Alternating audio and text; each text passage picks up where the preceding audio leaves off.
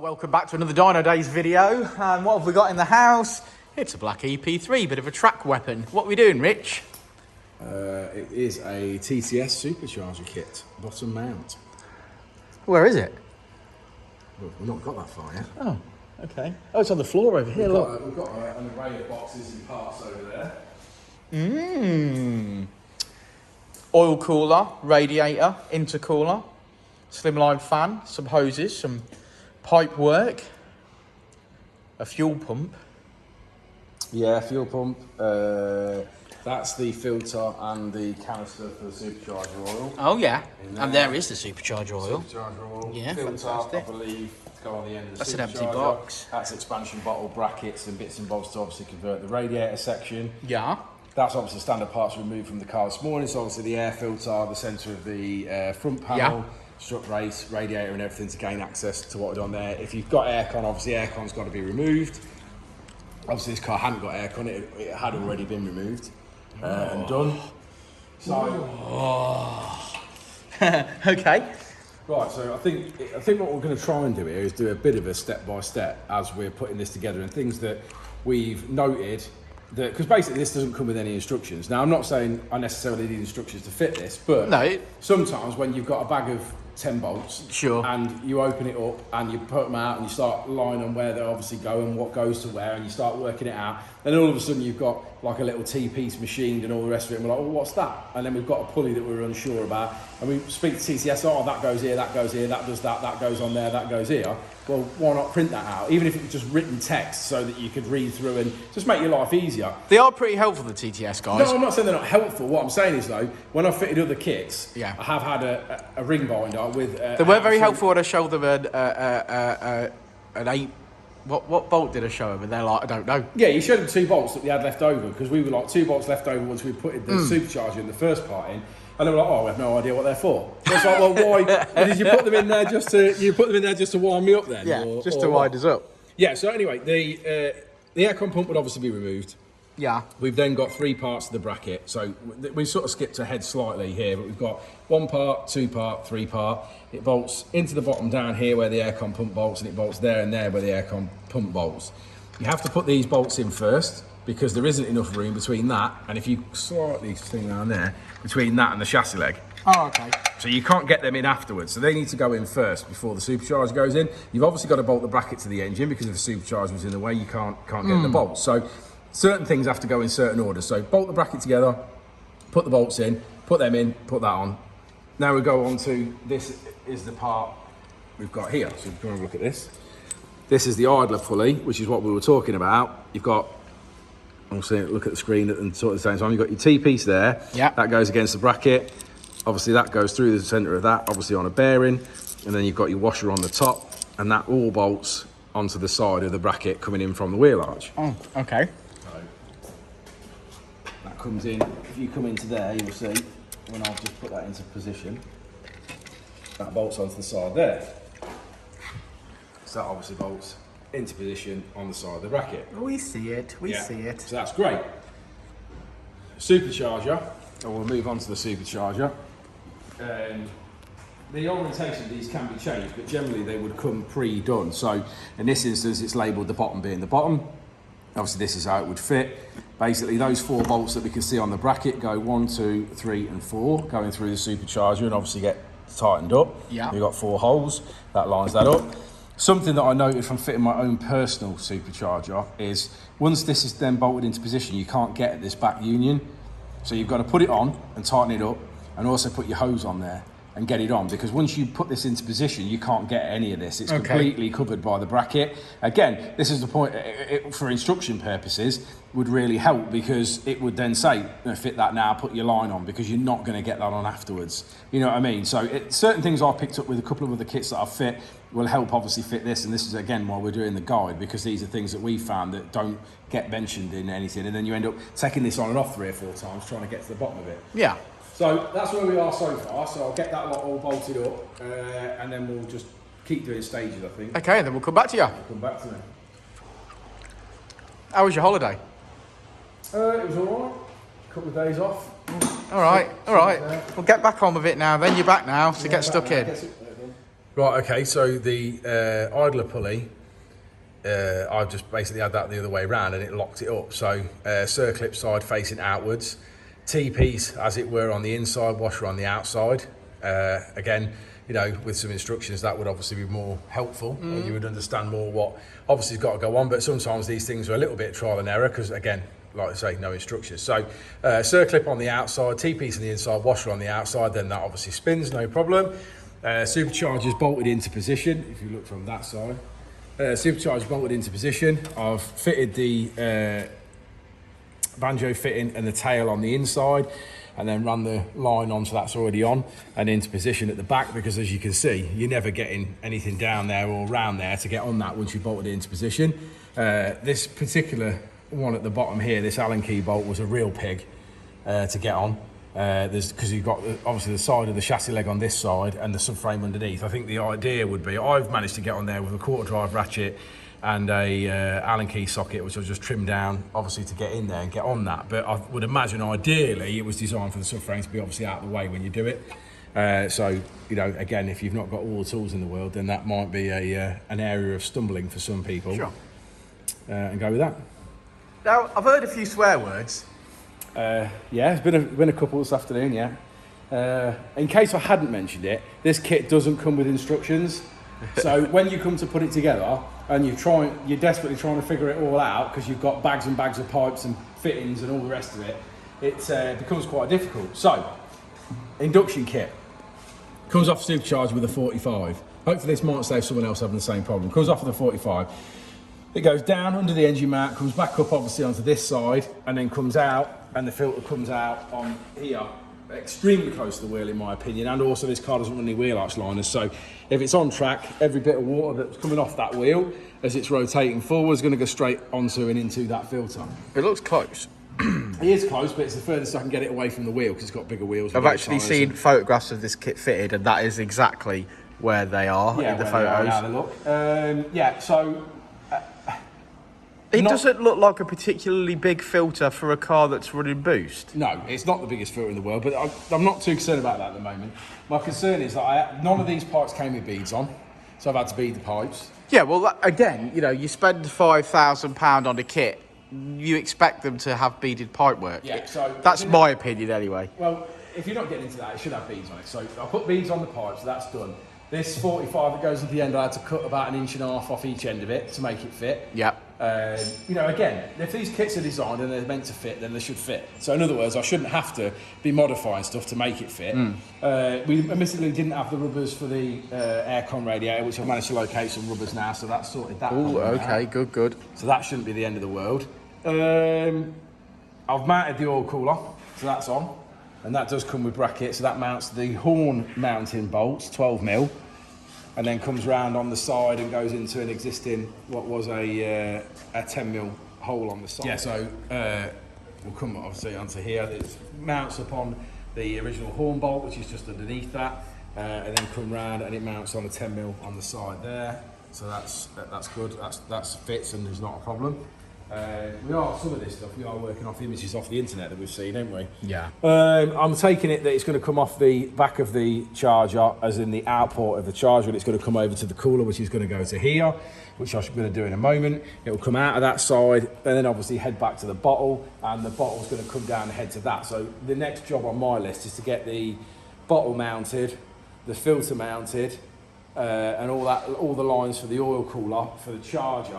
And then I'm pretty much in a position where I can obviously put the radiator and the intercooler in. So radiator bolts, or intercooler bolts to the front of the radiator, goes into the original aircon mount points on the back.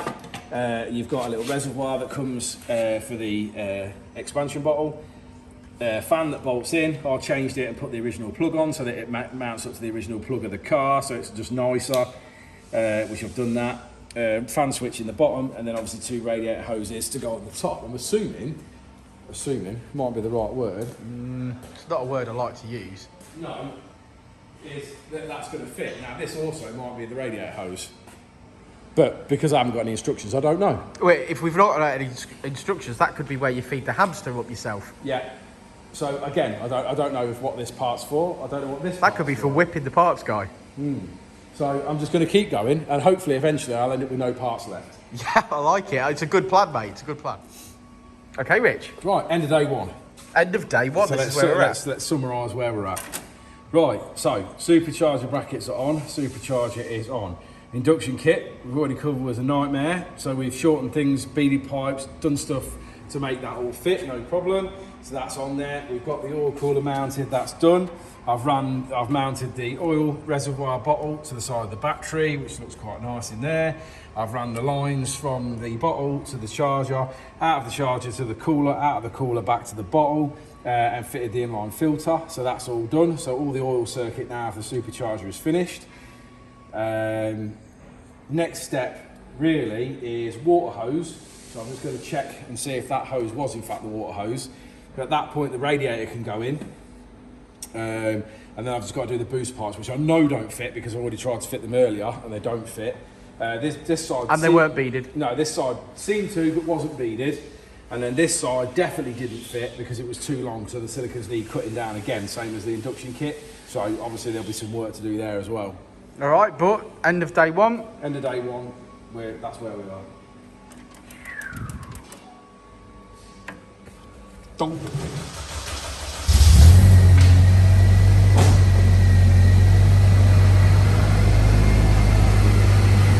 Well, there's our supercharged K20.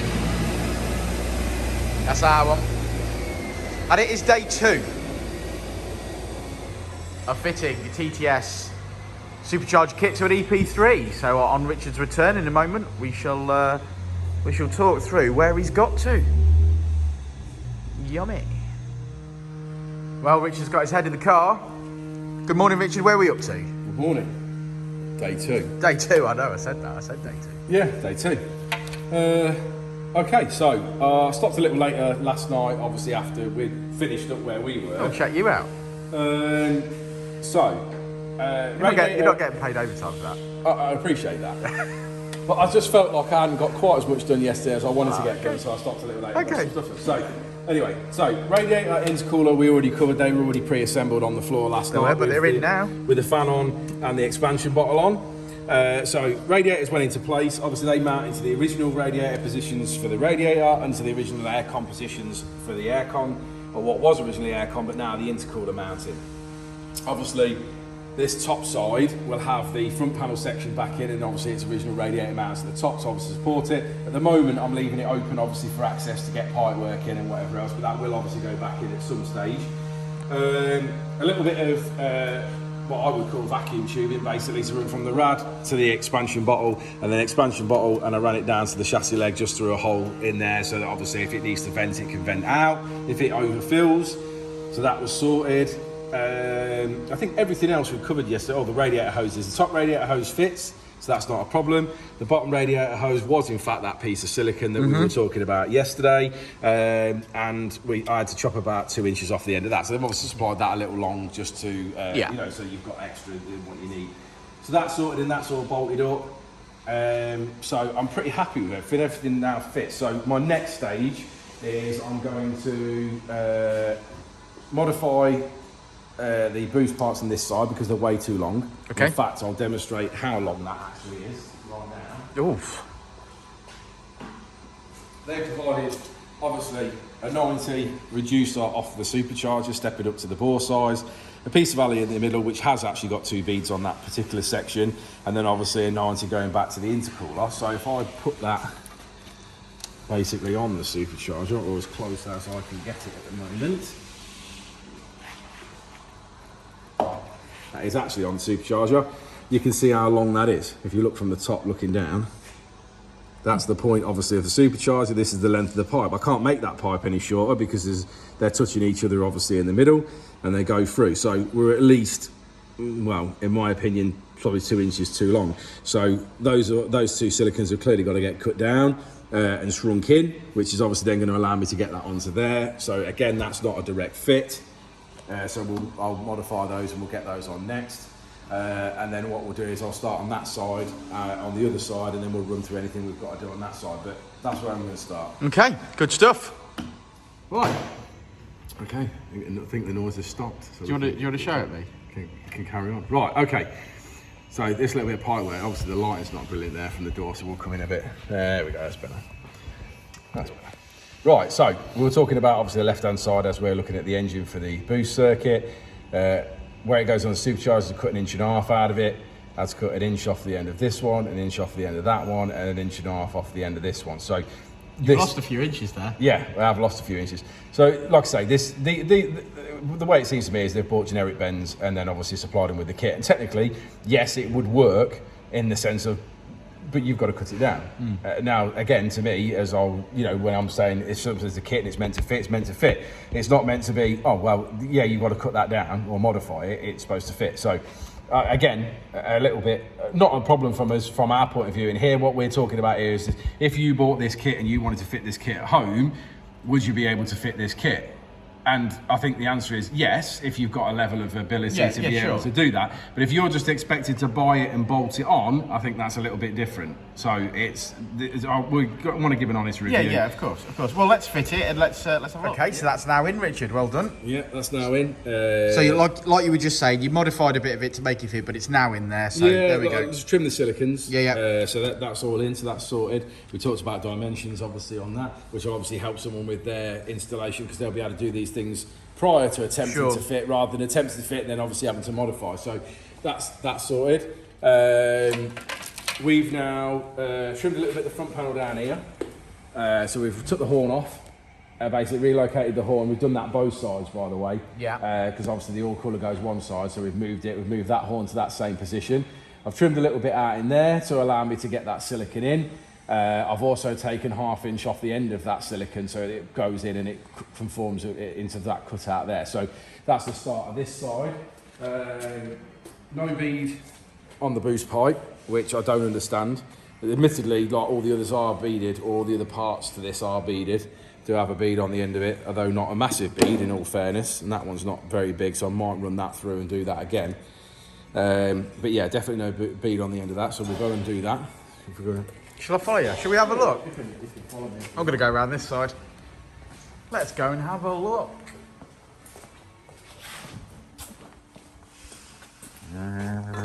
Oh, you can go around this side. Oh, okay, mate. Hey. Okay. My much loved bead rolling tool. Gets borrowed a lot by people like Vtec and MJB, don't it? Yeah, it does. Well, say borrowed. They pay me to put beads on their pipes, yeah.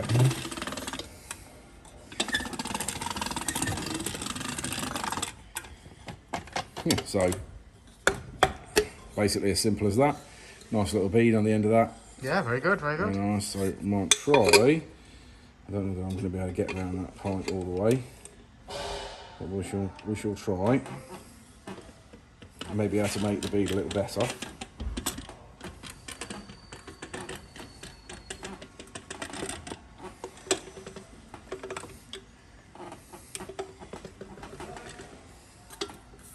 For the purposes of the video, would you like to explain why we bead pipe work? Stop pipe work popping off. Under boost pressure. Under boost pressure, yeah, is obviously the main problem is when, you know, that isn't flared. Obviously, it's the one biggest cause we have when we're on the dyno, isn't it? Yeah. Where, you know, pipes come off, you know, and then you say, right, that's not beaded. Yeah, because we do suggest, don't we, that, you know, you're going to fail a health check here if you haven't got beaded pipe work on a boosted car. Tap that up. Rightio. Okay, well, thank you for explaining that, Richard. Okay, update, Richard. Where are we up to? Right, so we finished off. Obviously, we were beading this boost pipe on this side. Yes, we seen that. Yeah, we finished off. So yeah, that's all bolted up. And if you sort of look, you can see. That's all bolted up, so you got a 90 coming off, a 90 coming up. We face that up at a 45-degree angle because the metal pipe has a 45 on the end. The standard air intake temp sensor goes into that pipe as well. It goes in with an O-ring. It's a bit difficult to see, but it's just under the pipe under there. They've supplied it with a dump valve, so obviously that's gone onto that pipe as well. Obviously, we've done the 2 clips up on the top of the throttle body here. In this instance, we've had to put a tail into the inlet manifold for the vacuum for the dump valve. So we've had to fit that in there. I fitted the centre part back to the front panel. So that's obviously all in and all bolted down. So the radiators are now secure and done. Did have a couple of bolts snap on that, had one snap here and had one snap at the bottom, quite common. But heated them up, got them out, drilled and tapped them, done them so they were ready. I've obviously put all the bolts back in the front panel. Wiring obviously clips all up and is all secured underneath, you know, underneath the front panel to the bonnet catch and the cable and everything back on. So that's all sorted. Really next now for me is I just want to check the one-way check valve and belt that out so that obviously it's breathed into atmosphere because we're going to run boost. Fit the belt, get some oil in it, and then we'll fire it on the standard injector, standard fuel pump, standard map sensor so that we can check for any leaks and make sure it's all running. I've got to get some coolant back in it as well, so we'll obviously do that and get that in. I think the next video I'll be pretty much hearing it run. Yeah, and then after it does run and everything's okay, then you're going to fit some injectors, a fuel rail, a rocker cover and a fuel pump. Yes, and a map sensor. And a map sensor. Fantastic, okay, good work. Okay, well that's fired up. Do you want to knock that off and have a chat? Yeah. Good man. She does run.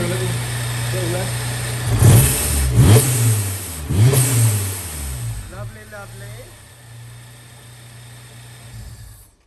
Okay, so she's up and running on stock injectors and fuel rail. And yeah, so we've not, at the minute, we've obviously not fit the fuel pump, not fit the injectors, not fit the fuel rail, the gauge, or the map sensor, because I also wanted to check for leaks and everything at this point. So we've got everything back together so that we can obviously run it. We've got oil in the supercharger, we've done that and got that to the correct level. Filled it up with coolant, obviously bled the system through, had it run until the fans cut in a couple of times, and that's pretty much where we were when we started the video. Obviously fitted the supercharger belt, and that's obviously done. So pretty much now we are into the next round of work, which I'm going to class as rock cover change, take the fuel rail off, obviously do the fuel rail, do the injectors, fit the map sensor, fit the fuel pump, and then obviously get a base map on it. Obviously I'm going to get the front bumper back on after lunch.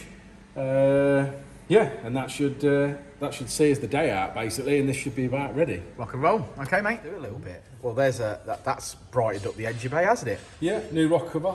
Yeah. Customer had got it, so I said we'd fit it. Obviously, when we were doing what we were doing, fitted the hybrid racing fuel rail. Yeah, looks a lovely piece of kit. 1000cc injectors, the fuel gauge from hybrid racing as well, 4-bar map sensor.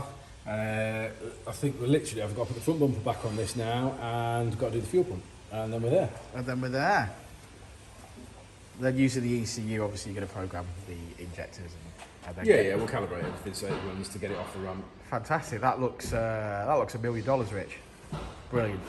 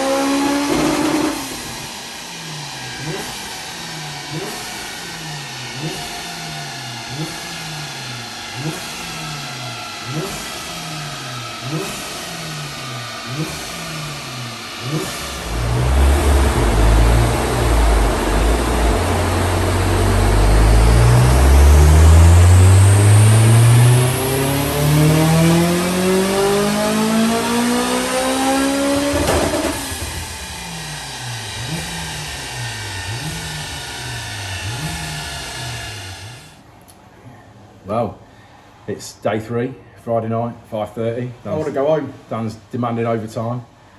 He's not getting it, because I don't get paid, so he's definitely not getting overtime. Right. I'm tired. Oh, you're tired there? Yeah. Is that it? Right, so lovely EP3 Supercharged. We've been building over the last couple of days, so there's obviously a lot of stuff in front of this video already.